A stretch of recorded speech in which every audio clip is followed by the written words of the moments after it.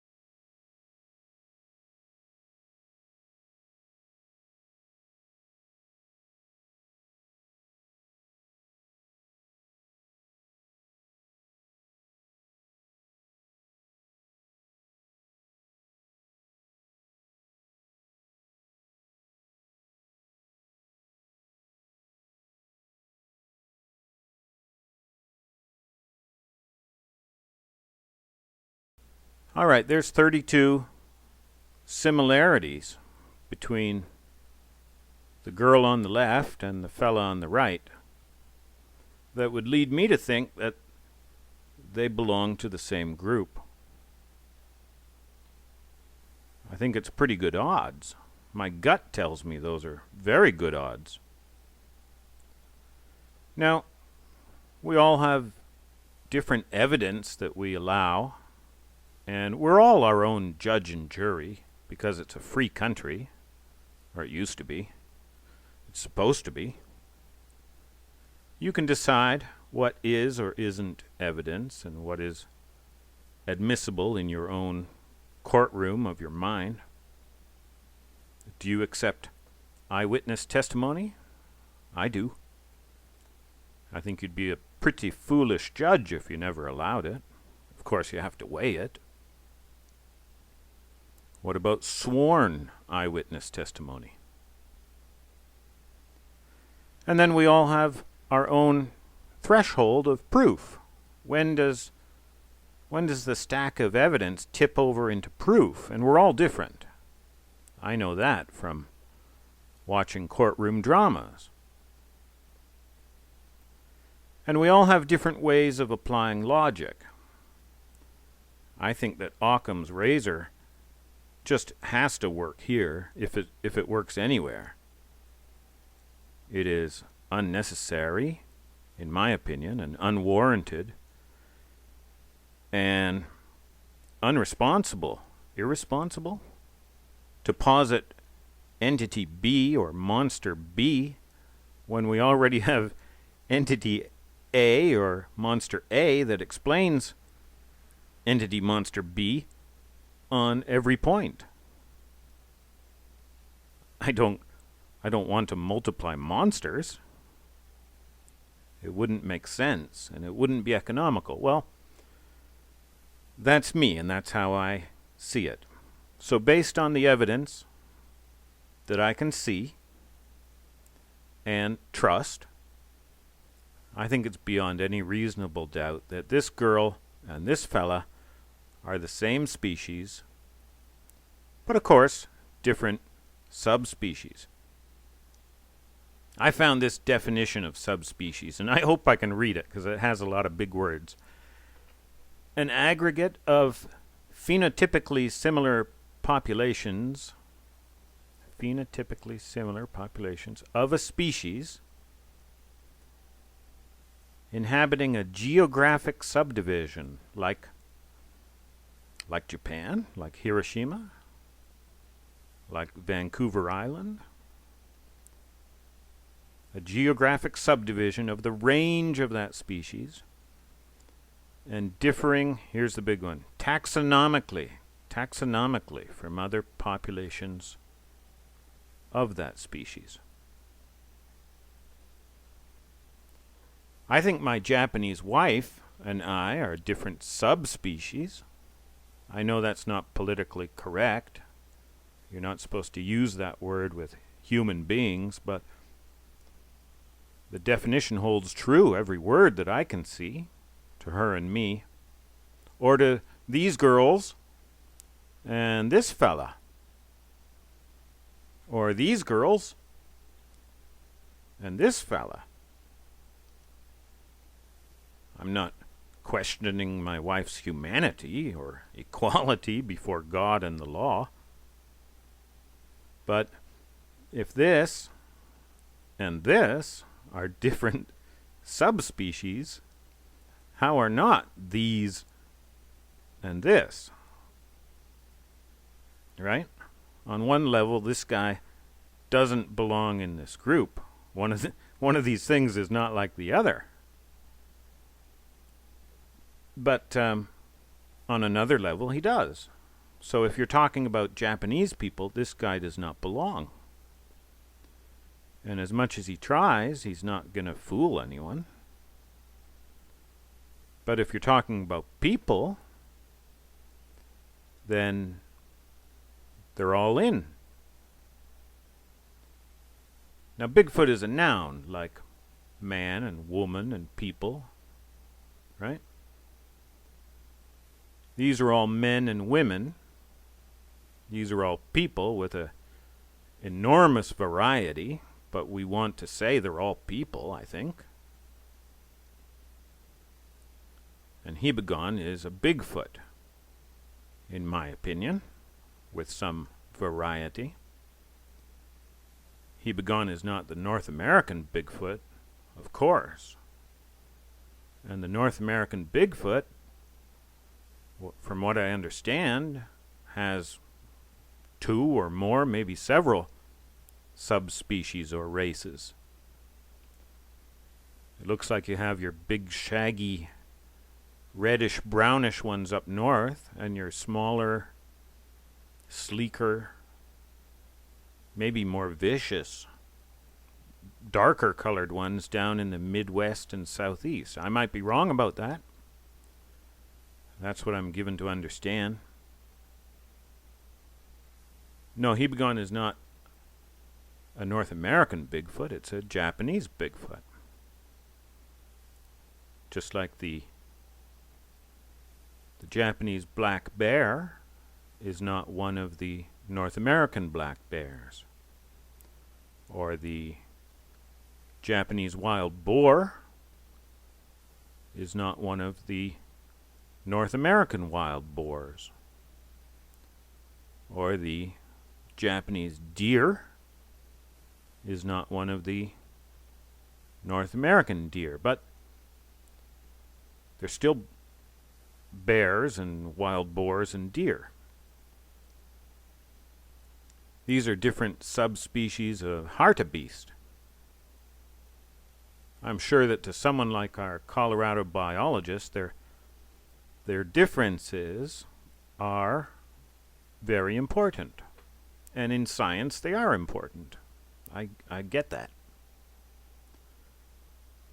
But to me and Julia Child, for our purposes and our needs, one's as good as another if you're going to make hartebeest bourguignon.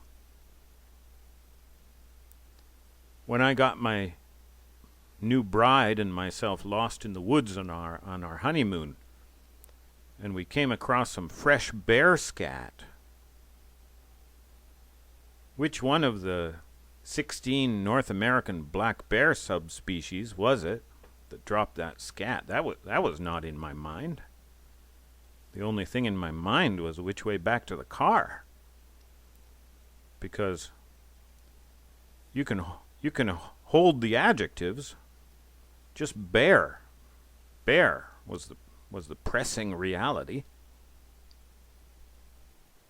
And I hope this doesn't make me anti-intellectual.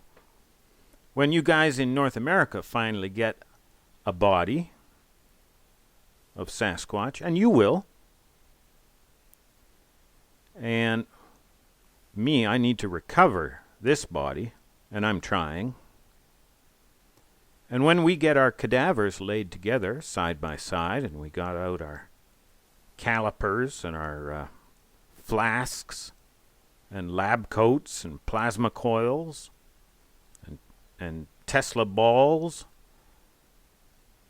that will be the time to get all fussy about the differing taxonomy. No offense, Colorado biologist. You understand? Get all subtle about the differing taxonomies. But it's a little premature now, I would say. But I don't think it's premature to match up the Hibagon, Japanese Bigfoot, and the North American Bigfoot Sasquatch beings with 32 points between them. If 2 or 3 points is enough in a real-world test to identify animals unseen, well, then I think 32 is quite enough, and seeing is believing. Well, that's my conclusion for now, but it's also a working theory. I might change my opinion in the future. I wouldn't be ashamed to. And of course, I don't need to tell you how you need to think. One of my best friends is a hardline Marxist communist, and I'm certainly not. But we love each other, and I actually do a little ghostwriting for him. I do a little hardline Marxist communist ghostwriting. We passed Sister Maury yesterday. Me and my younger daughter on the back of my bicycle. Sister Maury is a younger nun down at the nunnery, and she's very cute and spunky, and I like her. I like to flirt with her. So we begged her to come to breakfast with us and ditch school. And after breakfast, we'd go hang out in the park and smoke cigarettes. And she liked that idea. You know? It's better than the 30 Years' War. And on that note, I'd like to thank the people here. I'd like to thank you. Because I know that all of us are going to hold different opinions and beliefs. Because we're people with different opinions and beliefs. But I thank you for doing so politely and in a friendly way. You know, these videos are for my children and other children. So I try to keep my own language clean, and I really thank you for all keeping this place friendly and welcoming and decent, and that it means a lot to me, and thank you. All right, so I've made about 32 claims that I know to be true about the Hibagon, but you don't know that yet. But take me on credit and hold me to them, and I'll make good on every one of them, I think, in time. Okay, thank you. Bye-bye.